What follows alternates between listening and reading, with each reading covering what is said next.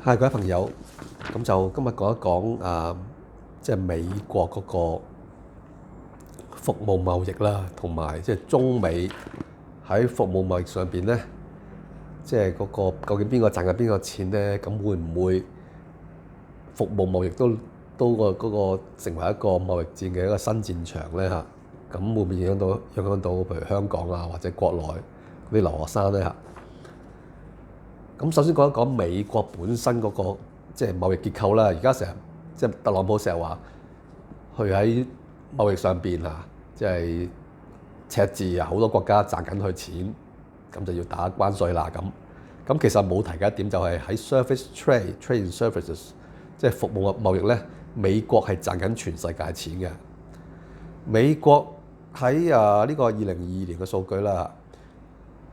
服務輸出咧，整體輸出向全球咧就係9285億美元輸出全球，輸入咧就大概係6967億，咁即係淨賺幾多咧？淨賺就係2318億美元啦，即係佢喺 trade service 嗰度咧係有賺。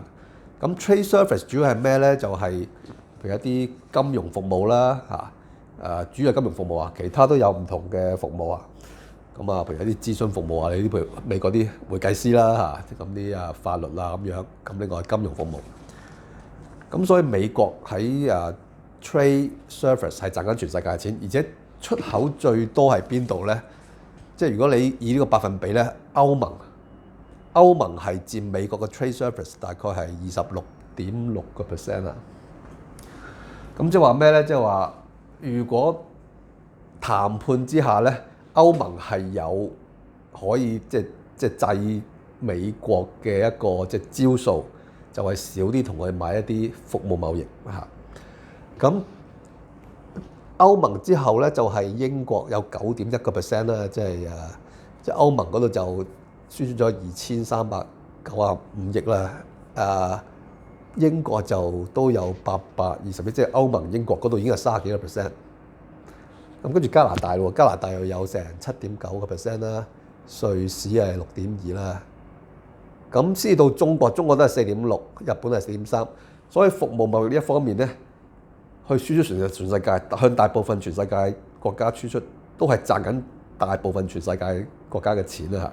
咁所以歐盟嗰度佔大份，所以歐盟如果想打翻即係美國嘅，就喺服務貿易嗰度可能會成為一個武器。咁中國雖然我哋唔佔多，咁但係喺2024年咧，最新個數據咧，2024年咧中國係輸入咗咧美國大概有500幾億550億到嘅一個即係服務嚇。咁中國輸入啲服務係乜嘢服務咧嚇？咁大家睇一睇啦，即係中國輸入服務咧，大概係分成幾類嘅。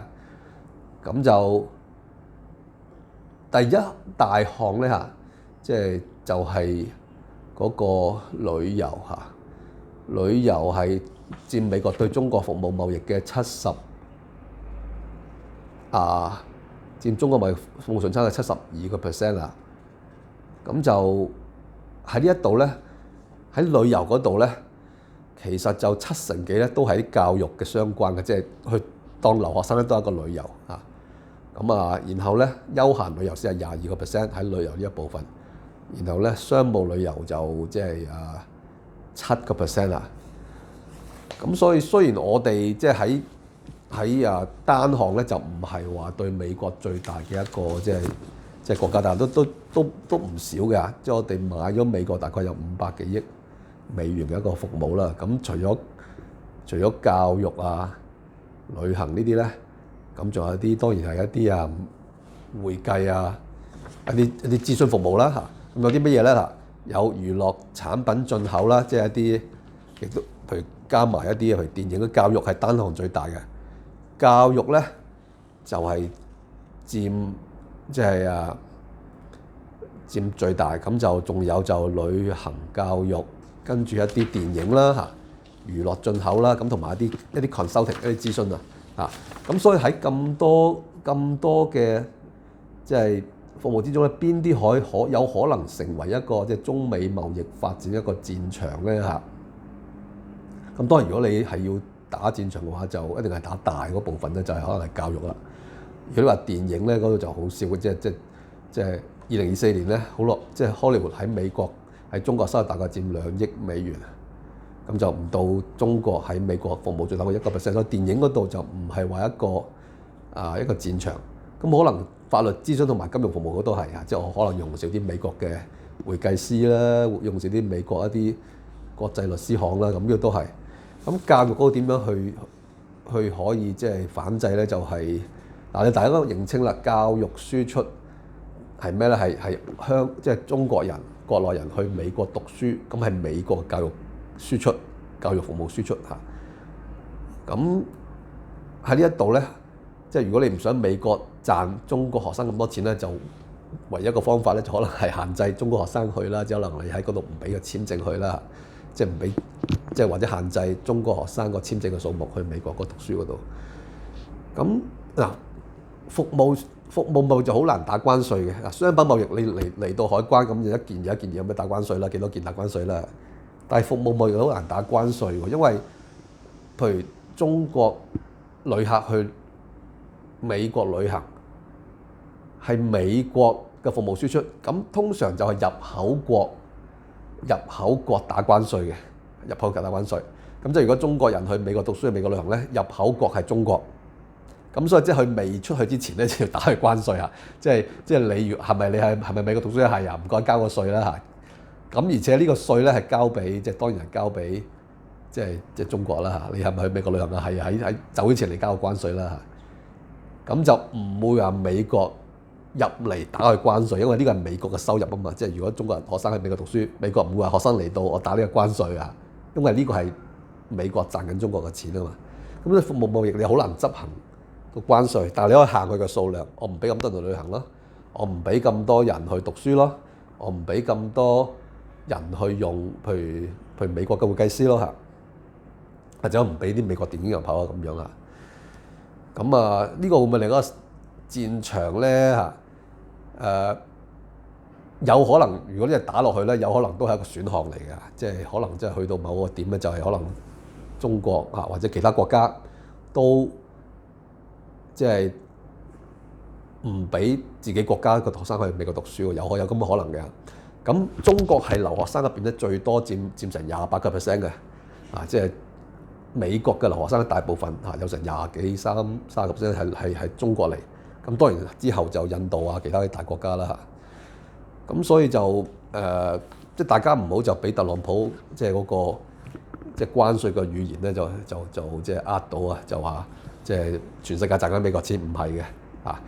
即係喺服務貿易嗰度咧，即係美國賺緊全世界錢，而且咧即係佢個用詞都不當啦，即係點為之打劫美國咧？即係我哋賺佢錢啊！即係你同美國同其他國家有個貿易赤字。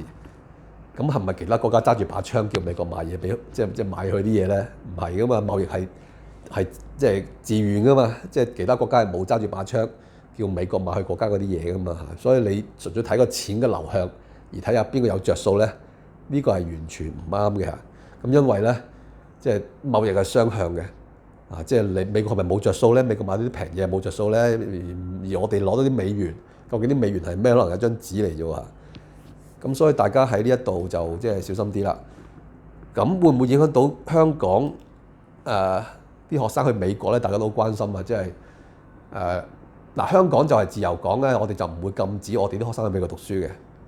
咁但係如果中美矛盾咁樣鬧落去咧，美國其實而家都有啲仇視中國㗎啦，就係由譬如佛羅里達州嗰啲州立大學咧都唔準收美國，即係唔準收中國學生㗎啦。咁呢啲可能蔓延到譬如德州啊，都開始即係有啲仇視中國學生啊，可能包括香港學生啊。咁而且個政策係不肯定同埋不穩定啊。即使你今日報咗美國大學，可能收咗。咁如果我哋個關係惡化落去，會發生咩事咧？就可能係特朗普或者美國政府咧，佢就突然間話會即係可能撤銷晒所有學生簽證喎。咁你諗下啦，如果讀下咗1年，讀咗2年，突然間第3年冇得讀，咁你去邊呢啲學生啊？所以我就即係會認為咧，而家如果你去美國留學咧，個風險係高嘅，即係你有冇可能完成個學位咧都成問題啊！即係去得一年，去得第二年，咁如果將來如果係真係嗰個升級嚇，咁點咧嚇？咁即係嗰個衝突升級，咁會唔會話直情係即係唔俾你翻去咧，或者係審得更加嚴咧嚇？因為我哋翻美國讀書唔係話你一去咁就永遠都4年都去嘅，佢個簽證咧逐年同你續嘅。你去得第一年翻香港咁樣啦，咁第二年咁啊同你再續過。原來關係唔好啊，唔好啦，香港學生或者中學生都唔去，我唔可以再嚟美國讀書啦，有咁嘅可能性嘅。所以大家如果係到中學畢業啦，而家譬如大學畢業，你去讀美國本科又好，讀研究院又好咧，大家要諗一諗呢個風險嘅存在啊。